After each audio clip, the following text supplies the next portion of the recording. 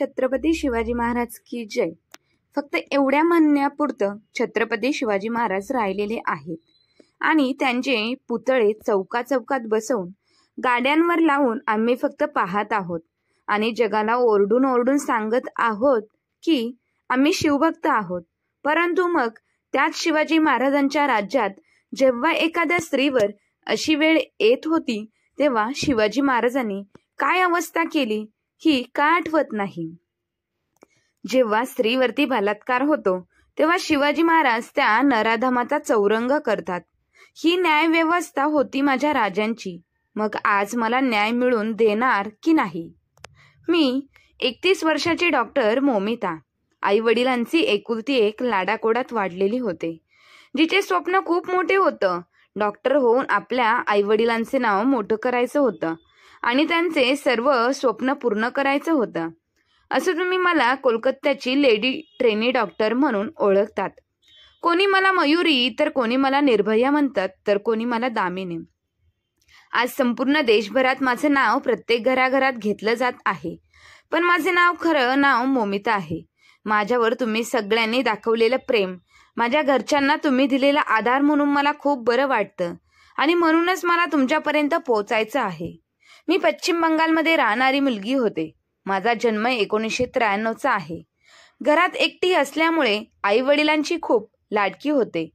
लहानपणापासूनच मी माझ्या आई वडिलांना खूप कष्ट मेहनत करताना पाहत होते।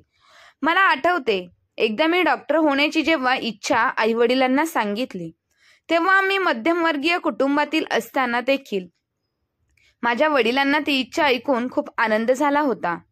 तू खूप शिक, मोठी हो, मी आहे ना, तुला मी तुझ्या प्रत्येक गोष्टीसाठी पाठिंबा देईल।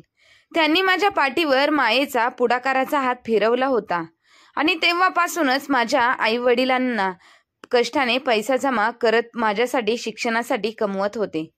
सगळेजण माझ्या बाबांना म्हणायचे की गरीब असल्यामुळे तो काय तुझ्या मुलीला डॉक्टर बनवू शकणार आहेस का? अंथरूण आहे तेवढंच पाय पसरा। मुलगी बोलली डॉक्टर व्हायचं म्हणजे लगेच काय ते होणार आहे का? सगळे माझ्या बाबांना हिंमत घिनवत होते। ते लोकांचे शब्द माझ्या मनाला खूप टोचत होते। म्हणूनच मी तेव्हापासून जिद्दीने खूप अभ्यास करू लागली। सगळ्यांना चुकीचे ठरवायचं आणि स्वतःच्या बळावर सरकारी महाविद्यालयात प्रवेश घ्यायचा असं ठरवून अभ्यास करून मी शेवटी सरकारी महाविद्यालयात प्रवेश मिळवलाच। रात्रंदिवस मी नीटचा अभ्यास केला होता, कारण मला सरकारी महाविद्यालयामध्ये ऍडमिशन घ्यायचं होतं, जेणेकरून माझ्या शिक्षणासाठी जास्त पैसा लागणार नाही। मला मोठे होऊन डॉक्टर होऊन माझ्या आई वडिलांना त्या सगळ्या सुख सुविधा द्यायच्या होत्या ज्या मोठ्या श्रीमंत लोकांच्या घरात असतात। मला माझ्या आई वडिलांची सेवा करायची होती, त्यांचे नाव उज्ज्वल करायचं होतं आणि माझे ती इच्छा पूर्ण झाल्या। नीटमध्ये मला खूप चांगले मार्क्स मिळाले। त्याच मार्क्सच्या जोरावर मला कोलकातामध्ये आर्जिकर कॉलेजमध्ये MBBSला ऍडमिशन देखील मिळाले। माझी सगळी मेहनत सफल झाली। माझ्या आई वडिलांना खूप आनंद झाला होता। हळूहळू करत मी माझा तो प्रवास पूर्ण केला, पण मला अजून मोठे डॉक्टर व्हायचं होतं। लोकांची सेवा अजून चांगल्या प्रमाणात करायची होती, म्हणून मी माझ्या क्षेत्रात PhD करायचं ठरवलं। त्याच कॉलेजमध्ये मी PhDचे शिक्षण सुरू केले। चेस्टच्या संबंधात मी संपूर्ण खोलवर अभ्यास केला आणि माझे पहिले वर्ष पूर्ण झालं। माझे आई वडील आणि मी खूप खुश होतो की आता माझी PhD पूर्ण झाल्यावर मी एक नामांकित डॉक्टर होणार, लोकांची सेवा करणार आणि वडिलांनी माझ्या शिक्षणासाठी जो काही पैसा कर्ज काढून खर्च केला होता तो सगळा फेडणार, त्यांना एक सुखदायी जीवन देणार। कोणत्या हालाकीच्या परिस्थितीत आम्ही राहिलो होतो आठवते मला। माझे आई वडील स्वतः उपाशी राहत होते, पण माझ्यासाठी जेवणासाठी काहीतरी बनवून ठेवत की मी उपाशी झोपू नये। मी त्यांचं बघून तेव्हापासून पैसे बचत करायला शिकले। काही गोष्टी आवडत असून देखील कधीच मागत नव्हते, त्यामुळे आई वडील मला खूप समजूतदार बोलत असायचे। नेहमी म्हणायचे की मी त्यांचा मुलगा आहे। आता शिक्षणाबरोबरच मी आर्जिकर हॉस्पिटलमध्ये प्रशिक्षणार्थी डॉक्टर म्हणून जॉब करायला पण सुरुवात केली होती। 2024 सुरू झालं। मला गणपती, दुर्गापूजा खूप आवडायला आणि आता तर मी डॉक्टर पण बनले होते, म्हणून मी आई वडिलांना बोलले होते यावर्षी आपण गणपती आणि दुर्गा पूजा छान सेलिब्रेशन करूया. आता तर आपल्याकडे पैसे पण आहेत. तुमची मुलगी एक नामांकित डॉक्टर बनणार आहे. माझे असे शब्द ऐकून माझे आई वडील खूप खुश झाले. यावर्षी आपण नक्की दुर्गा पूजा करूया असे म्हणाले होते. आता तर आई वडील मला माझ्या लग्नाबद्दल सुद्धा विचारत होते. तेव्हा मी बाबांना स्पष्ट शब्द सांगितले होते, माझ्या लग्नाची काळजी तुम्ही करू नका. लग्नाला इतके सारे पैसे कुठून जमा करायचे आहेत बाबा, त्यामुळे ते सगळे पैसे सगळं तुम्ही आता माझ्यावरच सोडा. मी आता खूप मोठी डॉक्टर होणार आहे. माझी चिंता करू नका. आपले देखील आता चांगले दिवस येणार आहे. म्हणजेच बरोबरच मुलगा चालून आपल्याकडे येईल आणि तेव्हा मी लग्न करेल. माझ्या आई वडिलांच्या डोळ्यांतून नेहमी आनंदाश्रू व्हायचे जेव्हा मी कधी असं बोलायचे. त्यांना असं खुश पाहून मला देखील खूप छान वाटायचं. मी माझ्या आईची नेहमीच पैसे बचत करताना पाहिलं होतं, पण माझ्यासाठी ती भरभरून खर्च करायची. माझ्या आवडीनिवडी सगळं काही तिला माहीत असायचं. मला लहानपणी मोठी करत असताना तिने माझ्यासाठी खूप काही केलं होतं. स्वतःच्या इच्छा आवडीनिवडी मारल्या होत्या. म्हणून आता माझी वेळ आली होती माझ्या आईसाठी काहीतरी करायचे. म्हणून मी माझ्या येणाऱ्या पेमेंटमधून माझ्या आईला सोन्याच्या बांगड्या बनवल्या होत्या. माझी आई त्या पाहून खूप खुश झाली. आनंदाने तिने मला मिठी मारली आणि सगळं काही सुरळीत होत गेलं. गेल्या 6 महिन्यात मला नाईट शिफ्ट सुरू झाली होती. कधी आठवड्यात एकदा जावं लागायचं, तर कधी कधी आठवड्यात 24 तास 36 तास सुद्धा मला नाईट ड्युटी करायची असायची. याचं कारण मी तुम्हाला पुढे कथेमध्ये सांगते. 2024 मधील ऑगस्ट महिना माझ्यासाठी इतका घातकी ठरेल स्वप्नातही विचार केला नव्हता. माझे बाबा शिवणकाम करतात. 63 वर्षाचे झालेत, पण अजूनही ते काम त्यांनी सोडलं नाही. एक वेळ बीपीच्या गोळ्या घ्यायचं विसरतील, पण काम करायचं नाही. नेहमीच मला त्यांचा ओरडा लागायचा आणि गोळ्या घेत जा म्हणून सांगावं लागायचं. हसूनच माझे वडील मला म्हणत होते, ग माझी आई घेतो गोळ्या. ते नेहमी माझ्या आईला सांगायचे की माझी मुलगी माझी आई गेल्यापासून माझी आईप्रमाणे काळजी घेते. आई पण नेहमीच मला म्हणायची, तू मुलगी नाही, भाऊ नाही, आमचा मुलगा आहेस. मी होतच तितकी प्रेमळ. माझ्या नावातच प्रेम होतं. मी जेव्हा आमच्या महाविद्यालयात जायचे तर कधी ड्युटी करायचे तेव्हा नेहमीच कानावर महाविद्यालयामध्ये चालणारे काळे धंदे यायचे. आमचे सिनियर डॉक्टर नेहमी इथे या विषयांवर कधीतरी कुजबुजत बोलत असायचे, पण मी या सगळ्या गोष्टींपासून स्वतःला खूप दूर ठेवलं होतं. हो, पण काही विद्यार्थ्यांसोबत जर अत्याचार होत असेल, एखाद्या पेशंट सोबत जर काही वाईट वागलं जात असेल, त्याच्याकडून एक्स्ट्रा पैसे घेतले जात असेल, तर मला ते खटकायचं आणि मी आवाज उठवायचे. आणि आमचे प्राचार्य संदीप घोष या गोष्टीवरून मला नेहमी ओरडायचे. महाविद्यालयाचे प्राचार्य होते म्हणून त्यांना आम्हाला सगळ्यांनाच घाबरावे लागायचं. पण त्यांच्याबद्दल देखील मी खूप जास्त ऐकलं होतं. ते हॉस्पिटलमध्ये काय काय करतात ते सुद्धा मी ऐकलं होतं, पण कधी मी आवाज उठवण्याचा प्रयत्न केला नाही, कारण मला ह्या मोठ्या माणसांच्या नादी लागायचं नव्हतं. हो, पण जेव्हा हॉस्पिटलमध्ये मेडिसिनचा बाजार सुरू असल्याचं कानावर आलं तेव्हा मला राहावलं नाही आणि मी बोलायला सुरू केलं. माझा आवाज कुठेतरी दाबण्याचा प्रयत्न केला जात होता. माझ्याकडून काम एक्स्ट्रा करून घेतलं जात होतं. मला आता तास सुद्धा वाढवून दिले जात होते. मी माझं काम करून या गोष्टींकडे लक्ष द्यायला लागले होते. म्हणून मला कधी 12 तास, कधी 24 तास, कधी 36 तास काम करावं लागायचं. आणि मी अगदी प्रामाणिकपणे माझं काम केलं. माझ्या वडिलांना मी या गोष्टी कधी सांगायची, पण ते मला म्हणायचे, माऊ तू या गोष्टींमध्ये पडू नकोस. आपण गरीब आहोत. ही मोठी माणसं असतात, त्यांचे हात खूप खोलवर वरती असतात. तुझ्या मेहनतीवरती पाणी फिरेल. आपण सर्वसामान्य माणूस आहोत. तुझं शिक्षण पूर्ण कर, नंतर आपण काय करायचं ते पाहूया. वडिलांचे शब्द बरोबर होते. इथपर्यंत येण्यासाठी मी खूप मेहनत केली होती. म्हणूनच मी गेल्या 6 महिन्यापासून प्राचार्य आणि डिपार्टमेंटचा त्रास सहन करत होते आणि शांततेत फक्त आपलं काम करत होते. पण कदाचित माझ्यापासून ह्या माणसांना धोका आहे असं त्यांना वाटले असेल आणि तेव्हापासून ह्या लोकांनी काही प्लॅन सुरू केले असेल याची कल्पना अजिबात नव्हती. कधी कधी माझी मैत्रीण आणि मी या विषयावर बोलायचं. आपल्या हॉस्पिटलमध्ये किती गैरकाम चालत आहे, पण आम्ही बोलता बोलता नेहमी शांत व्हायचं, कारण आम्हाला या गोष्टीमध्ये पडायचं नव्हतं. असो, आमच्या हॉस्पिटलमध्ये 2019 मध्ये संजय रॉय या माणसाची भरती झाली होती. तो माणूस केआरजीकर हॉस्पिटलमध्ये पोलीस चौकीत काम करत होता. तो 4-5 वर्षापासून येथे काम करीत असल्याने आमच्या प्रत्येक विभागाबद्दल त्याला सविस्तर सगळीच माहिती होती. बऱ्याच पेशंटला तो बेड मिळवून देत असे. त्याचे त्याला पैसे देखील मिळायचे. पण संजय रॉयची नजर मात्र खूप खराब होती. हॉस्पिटलमध्ये येणाऱ्या प्रत्येक स्त्रीकडे तो वाईट नजरेने पाहत असायचा. त्याबद्दल देखील आमच्यामध्ये चर्चा होत असेल. पण तो आमच्या प्राचार्यांचा खूप खास होता. त्यासाठी नेहमी काम करायचा, म्हणून आम्ही त्याच्याबद्दल कधीच कंप्लेंट करायची नाही, कारण उगाच वादावाद नको. हो, हा संजय रॉयची याची नजर खूप घातक होती. एखादी मुलगी त्याच्यासमोर असेल तर त्याची नजर तिला खायला उठायची. म्हणूनच अशा माणसापासून मी कोसकोस दूर होते. स्वतःला अशा माणसांपासून मी दूर ठेवायचे. त्या दिवशी मी घरातून कामावर जायला निघाले, पण मला कधीच वाटलं नव्हतं की मी माझ्या आज घरातून शेवटचं जात आहे. परत मला माझे आईवडील, माझे छोटंसं घर पाहायला भेटेल की नाही. कदाचित म्हणूनच मी माझ्या आईला, माझ्या बाबांना वेळेत गोळ्या घ्यायचं बजावून सांगितलं होतं. रोज येते म्हणणारे मी आज जाते म्हणून त्या दिवशी घरातून बाहेर पडले आणि प्रामाणिकपणे माझं हॉस्पिटलमधील काम करत राहिले.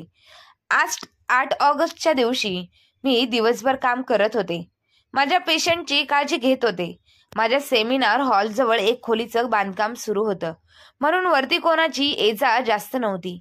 आम्ही सगळेच वार्डमध्ये जमा होतो. 4-5 माझ्यासारखे प्रशिक्षणार्थी डॉक्टर. आम्ही काही गोष्टींवर चर्चा देखील केली. त्याच वेळी हा संजय रॉय सुद्धा तिथे होता. माझ्याकडे एकटक पाहत होता, पण मी त्याला नजरअंदाज केलं. त्याच्याकडे दुर्लक्ष करत माझे काम सुरू केले. काही वेळातच मला नेहळून तो तिथून निघून गेला. आम्ही पण जेवण केलं आणि सगळेजण त्याच्या कामाला निघाले. मी पण जरा फ्री होते म्हणून रात्री आईला फोन केला, कारण जोपर्यंत मी आईला घरी फोन करत नाही तोपर्यंत आई बाबा जेवत नसतात. त्यांना मला सांगावं लागत होतं की मी जेवण केलं, तेव्हा तिथून पुढे त्यांचे जेवण होत असायचं. माझ्या आई वडिलांना त्या दिवशी काय माहीत की आपल्या मुलीशी झालेला हा शेवटचा संवाद राहील. आईने फोन उचलला बरोबर मी विचारलं, बाबा वेळेवर गोळ्या घेत आहात ना? हे नक्की बघ, माझी काही काळजी करू नकोस. मी आता जेवण केलं. माझ्या वडिलांना रक्तदाबाचा त्रास होता. त्यावेळी वेळेवर औषध घेणं त्यांना खूप गरजेचं आहे. त्यांची औषधे कधी चुकणार नाही त्याची मी पुरेपूर काळजी घेत असायची. मला आठवतंय, एकदा माझ्या बाबांची औषधे रात्रीच संपली. बाबांनी विचार केला की एका दिवसाने काय फरक पडतो औषधं नाही घेतली तर. उद्या सकाळी जाऊन औषध घेईन आणीन. पण मी घड्याळात पाहिलं तर रात्रीचे 11 वाजले होते. मी तिथे सगळ्यांची जेवण थांबवून बाबांची औषधे आणल्याशिवाय कोणी जेवणार नाही असा सज्जड दमच दिला आणि इतक्या उशिरा माझ्या बाबांची औषधे असण्याची व्यवस्था मी केली. पण सध्या हॉस्पिटलमध्ये जास्त काम असल्यामुळे मला घरी जास्त लक्ष देता येत नव्हतं. आईलाच बळजबरीने सगळं सांगावं लागायचं. तिला आठवण करून द्यावी लागायची. बाबांकडे लक्ष द्यायला सांगायचं. त्याही दिवशी सगळ्यांना न चुकता सांगितलं आणि माझा तो शेवटचा फोन ठरला. आईसोबत बोलून मी पूर्ण फ्लोअरवर पेशंटकडे जाऊन चेकअप केला. माझी कामे पूर्ण केली आणि तिथून मी आराम करण्यासाठी आणि माझा पुढचा अभ्यास करण्यासाठी 3ऱ्या मजल्यावर सेमिनार रूम गाठला. पण मला तेव्हा माहित नव्हतं की तिकडे जायला बंदी आहे. मला तर आत्ताशी समजलं की शेजारी बांधकाम सुरू असल्यामुळे वरती कोणाला जायला लावलं नव्हतं. मी तर गेले 2-3 वाजेपर्यंत मी माझा अभ्यास केला. तेव्हा एक इंटर्न मला रिपोर्ट दाखवण्यासाठी आली. मी रिपोर्ट चेक केला. ती तिथून गेली. मी देखील घड्याळात पाहिलं, 3 वाजले होते. म्हटलं आता थोडासा डोळा लावावा, विश्रांती घ्यावी. 36 तास ड्युटीवर असल्यामुळे खूप थकवा जाणवत होता. एकीकडे पेशंटची सेवा करण्याच्या नादात स्वतःकडे लक्ष द्यायला जमत नव्हते. दुसऱ्यांना जीवदान देणारी मी स्वतः जीवाकडे लक्ष द्यायला मला वेळ मिळत नव्हता.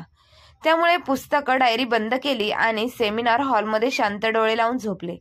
इतक्या गाढ झोपेत गेले की सेमिनार हॉलमध्ये कोण येतं जातं याकडे माझं लक्ष सुद्धा नव्हतं. आणि मग काय, पहाटेच्या सुमारास तो संजय रॉय दारू पिलेल्या अवस्थेत सेमिनार हॉलमध्ये आला. सेमिनार हॉलमध्ये कोणी आलंय हे सुद्धा मला समजलं नाही, कारण मी साखर झोपेत होते. तो आल्यानंतर खुर्चीवर बसायला लागला. तोच त्याची नजर माझ्यावर पडली आणि त्याच्यातील राक्षस जागा झाला. तो माझ्याजवळ आला आणि त्याने माझ्या अंगाला स्पर्श केला. झोपेत असल्यामुळे मला जास्त काही समजलं नाही, पण जेव्हा अंगावर हात फिरायला लागले तेव्हा मी झोपेतून जागी झाले. समोर संजय राय सारखा पापी माणूस बघून मी खूप घाबरले. झोपेत असल्यामुळे स्वतःला सावरायला मला वेळ लागला. संजय रॉय हा दिसायला जरी इतका साधा व्यक्ती दिसत असला तरी तो एक लैंगिक वाचनशील विकृती असलेला व्यक्ती आहे हे मी जाणून होते, कारण बहुतेक वेळा मी त्याला हॉस्पिटलमध्ये स्त्रियांची छेडछाड काढताना पाहिलं होतं आणि कदाचित आज त्याची शिकार मीच होते.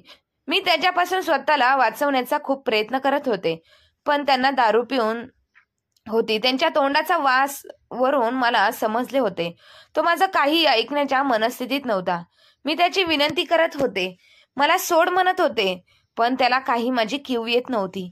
शेवटी मी आरडाओरडा करायला सुरू केलं तेव्हा त्यांना थोडं घाबरून घाईत माझ्या तोंडावर हात ठेवला आणि माझा आवाज बंद केला आणि त्याच्यासोबत झटत होते.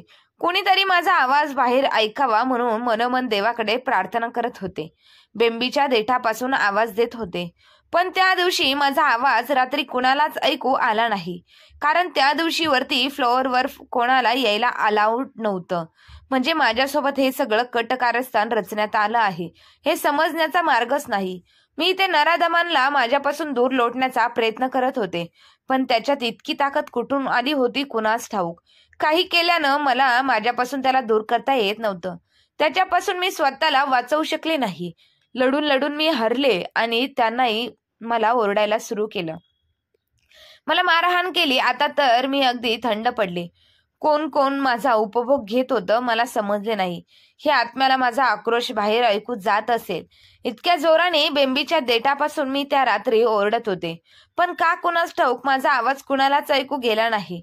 आक्रोश करून करून माझं शरीर संपूर्ण थंड पडलं होतं आणि मग झाली माझ्या स्त्रीत्वाची आणि माझ्या स्वप्नांची हत्या, ती अगदी निर्घुणपणे. जीव तर गेली. आज अखेर माझा उरला त्यात शरीरावरच्या उपभोगलेल्या जखमा. माझा चष्मा फुटला, त्याच्या काचा घुसलेले माझे रक्तरंजित डोळे, माझे ते फाटलेले आवाज बाहेर पडू नये म्हणून त्याने दाबलेला माझा गळा, स्वतःला वाचवण्याच्या प्रयत्नातील माझे रक्ताळलेली ती नख, माझ्या शरीरावरचे त्याने असंख्य केलेले वार, मांडीची हाडे मोडेपर्यंत पसरवलेल्या माझ्या मांड्या, जखमी झालेले माझे स्त्रीत्व, इतकं सगळं होऊन पण त्या पुरुषाच्या आकृतीचा मी जीव तोडून सामनाही केला होता. पण काश त्या पुरुषामध्ये थोडी तरी स्त्रीत्वाची कोमल असते तर माझ्या मोडणाऱ्या शेवटच्या श्वासात तरी मी जिवंत असते. माझ्या अंगावर वार करताना त्यांनी एकदाही विचार केला असता. जीवानिशी मारताना मला त्यांच्या अंगाला काटा तरी आला असता, पण राक्षसासारखं येऊन त्याने घात केला माझा. मित्रांनो, त्याच दिवशी माझ्यातील एका स्त्रीत्वाचा बलात्कार झाला आणि अखेर त्या ट्रेनी डॉक्टर मोमिताने जगाला अखेरचा शेवटचा निरोप दिला. अखेरी डोळ्यांसमोर फक्त आईवडील येत होते. आता त्यांचं कसं होईल? आज समाजामध्ये प्रश्न होता. सगळ्यांचा जीव वाचवणारी मी, माझा जीव वाचवायला तिथे कोणीच आलं नव्हतं. माझ्या आईवडील आता इतका मोठा त्रास कसा सहन करते याची भीती मरतानाही मला होती. त्या नराधमाने माझा उपभोग घेतला, मला जिवंतपणे मारलं. माझी हत्या करून माझ्या त्या अर्धनग्न शरीरावर अर्धवट पांघरून घालत आपण काही केलं नाही असे समजून तर तिथून निघून गेला. माझा आत्मा मात्र तडफडत होता. माझे स्वप्न हे स्वप्नच राहिले होते. दररोज 10-12 तास अभ्यास करून मी इथपर्यंत पोहोचली. आमचे स्वप्न एका रात्रीत भंग पावली. माझ्यासाठी संपूर्ण दिवस फक्त एक माझं काम होतं. मला तर माझ्या पुस्तकाशिवाय काही माहीत नव्हतं. मला MD मध्ये सुवर्णपदक हवे होते. गोल्ड मेडल घेऊन 1 नंबर पटकावत डॉक्टर बनायचे होते असेही मी माझ्या डायरीमध्ये लिहिले होते, कारण आई बाबांनी मोठ्या कष्टाने मला शिकवले होते आणि एका रात्रीत त्यांची कष्ट, माझी मेहनत जळून खाक झाली. खरं तर दुसऱ्या दिवसापासून काय काय घडलं, कसे गुन्हेगार पकडले गेले हे सगळं तुम्हाला माहीतच आहे, पण तरीही सांगते. दुसऱ्या दिवशी सकाळी माझा आत्म्याचा फोन माझ्या घरी गेला. तुमच्या मुलीने हॉस्पिटलमध्ये आत्महत्या केली असे सांगण्यात आलं. आई तर सगळं संपलं म्हणून रडायला लागली. बाबा तर काहीच विचार करण्याच्या मनस्थितीत नव्हते. शेजारी राहणाऱ्या नातेवाईकांनी त्यांना सावरलं आणि हॉस्पिटलला घेऊन आले. धावतच येणारी माझी आई वडील त्यांच्या मुलीला शेवटचं पाहायला तडफडत होते. मनाची तळमळ होते, पण माझ्या जन्मदात्यांना आतमध्ये सोडलं नाही. कारण आतमध्ये तर सुरू होता माझ्या अत्याचाराची पुरावे नष्ट करण्याचा कार्यक्रम. माझी आई विनंती करत होती, मुलीला एकदा तर बघू द्या म्हणून रडत होती. पूर्ण 3 तासानंतर माझ्या आई वडिलांना मला पाहण्याची परवानगी दिली. मुलीला जखमी अर्धनग्न अवस्थेत पाहणारे माझे आई बाबा मात्र लगेच ओळखतात की आत्महत्या नाही. आमची मुलगी आत्महत्या करायला डॉक्टर बनली नव्हती. माझी ती अवस्था पाहून आई बाबा लगेच बोलले, हा बलात्कार आहे. आई वडील होतेच, पण नातेवाईक मित्रमंडळी सहकारी माझ्यासाठी जोराचा आवाज उठवतात. माझा बलात्कार होऊन माझी हत्या करण्यात आली आहे म्हणून सगळे चिडतात. इतका हल्लाबोल पाहून मग इतक्या उशिरापर्यंत तिथे पोलीस येतात आणि नंतर मग किती वेळाने विचारपूस होती. एवढ्या वेळात खूप समाज किती अवतीभोवती जमा झाला होता. इतक्या मोठ्या जनतेच्या या आक्रोशाने संजय रॉयच्या हेडफोनच्या साह्याने तो सापडलाही. काहीच न बोलता तो माझा आरोपी मात्र गुन्हा एकटाच कबूल करतो. मग काय, त्याला अटक होते आणि सगळं काही तिथेच विषय बंद होतात. कोणी म्हणतं माझा बलात्कार आहे तर कोणी म्हणतं हा सामूहिक बलात्कार आहे. माझ्या योनीत मिळालेल्या 151 ग्रॅम वीर्य जे एकट्या त्या आरोपीचं आहे असं भासवून माझ्यावर झालेल्या सामूहिक बलात्कारा दाबला जातो का? अचानक दुरुस्तीच्या नावाखाली घटनास्थळाची ती खोली फोडण्याला सुरुवात झाली होती. त्याचं काय, इमर्जन्सी रूम मधील सीसीटीव्ही कॅमेरा नाहीच, पण जो व्हिडिओ सापडला होता अजून काही सत्य पुढे येत का नाही? बलात्कार किंवा प्लॅनिंग करून मला मारण्यात त्यांच्या रस्त्यातून संपविण्याचे सहभागी मोठे चेहरे लपवण्यासाठी हे पुरावे नष्ट होत आहे का? मला न्याय मिळवून देणाऱ्या जनतेमध्ये घुसून त्या नराधमाच्या काही माणसांनी हॉस्पिटलमध्ये घुसून सगळेच पुरावे नष्ट केले का? आणि माझ्यावर अत्याचार करणाऱ्या त्या लोकांना मोकळी सोडून परत त्याच आरोपींना जीवदान द्यायचे ठरवले आहे का? खरं तर मी एक निर्भया बनून राहिले माहीत नाही आता मला न्याय मिळेल किंवा नाही. माझ्यासोबत जे घडले ते का घडले हे कधीच कोडं उलगडलेलं नाही. त्या संजय रायला कधी फाशी होईल किंवा नाही. जर त्यांना असे मोकळे सोडले तर दुसरी निर्भया लवकरच तुमच्या समोर येईल, हे विसरू नका. जी कुणाची बहीण असेल, कुणाची मुलगी असेल, कुणाची बायको तर कोणाची सून असेल, पण असेल तर ती एक स्त्रीच ना. 2012 मध्ये माझ्यासारख्या अन्याय एका मुलीवर झाला होता. तिच्या आरोपींना 7 वर्षानंतर फाशी शिक्षा झाली. खूप लेट नाही दिला जात. बलात्कार होतो वयाच्या 7व्या वर्षी आणि आपली न्याय व्यवस्था देते वयाच्या 17व्या वर्षी निकाल. मग आजही फेमिनिझम सारखा प्रश्न जसाचे तसा सुरू आहे. याचे उत्तर कोण देणार? आमच्यासारखी दुसरी निर्भया नको असेल तर मला न्याय नक्की द्या. माझ्या आईवडिलांना, त्यांच्या मुलीला व मला त्यांना परत भेटता येईल का? एक डॉक्टर म्हणून सगळ्यांची सेवा करायची ठरवलं होतं मी. सगळ्यांना देव म्हणून वाचवण्याचं ठरवलं होतं मी, पण स्वतःला वाचवण्यात मी असफल ठरले. मनाला झुंज देत देत नाही अखेरचा श्वास थांबवला आणि पुन्हा एकदा न सुटणारं कोडं बनून राहिले. जीवन जगून लोकांची सेवा करून आयुष्य आनंदाने जगायचं होतं माझं स्वप्न अधुरच राहिलं. माझ्या हत्येचं बलात्काराचं कोडं मात्र आता न सुटेनासं झालं. मी तीच ट्रेनी डॉक्टर बोलत आहे, डॉक्टर मौमिता, जी काही दिवसांपूर्वी तुमच्यात होती. स्वतःची काही चूक नसतानाही जीव गमावून बसले. कष्ट लोकांना स्त्रीत्वाची जाणीव असते तर आज ती लेडी ट्रेनी डॉक्टर जिवंत असते. तुम्ही मला न्याय मिळवून द्या, नाही तर उद्या तुमच्याही मुली ह्याच गोष्टीचा बळी पडतील. मित्रांनो, मला न्याय द्या, आरोपींना शिक्षा द्या, आवाज उठवा, माझ्या आईवडिलांना सावरा, त्यांची मदत करा. खरं तर मी नसेल तरी तुम्ही त्यांची मुलं बनत बस, बाकी काही नकोय मला. माझ्यासोबत असाल तर मला न्याय देण्यासाठी नक्की आवाज उठवा. आणि जर तुम्ही मला न्याय मिळवून दिला नाही तर उद्या त्या पापी नराधमांची शिकार तुमच्या जवळची स्त्री होऊ शकते. तर मित्रांनो, कमेंट करून नक्की कळवा, मला न्याय देणार की नाही. तुमची सर्वांची कमनशिबी डॉक्टर मौमिता.